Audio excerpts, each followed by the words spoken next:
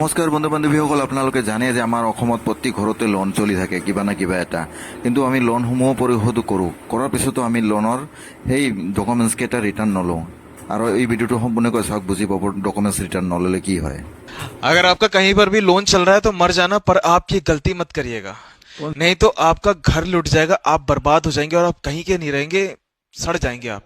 कहीं से भी अगर आपका लोन चल रहा है तो ये 5 कागज आप लोन खत्म होने के बाद ले लीजिएगा, नहीं तो आप बर्बाद हो सकते हैं। कौन से 5 कागज हैं? देखिए, पहला है नो ऑब्जेक्शन सर्टिफिकेट, दूसरा लोन क्लोजर लेटर, तीसरा फाइनल रीपेमेंट स्टेटमेंट, चौथा रिलीज ऑफ कोलेट्रल, और पांचवा बहुत ही ज्यादा जरूरी है जो कि है ओरिजिनल लोन एग्रीमेंट।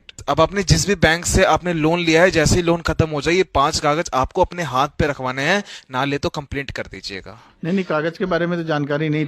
ये 5 बहुत ही जरूरी कागज है जो कि हर एक लोन वाले को पता रहना चाहिए। हाँ, सही बात। इस वीडियो को जितना हो सके सर्कुलेट कर दीजिए ताकि हर एक इंसान को इसके बारे में पता रहे। सो शेयर दिस वीडियो।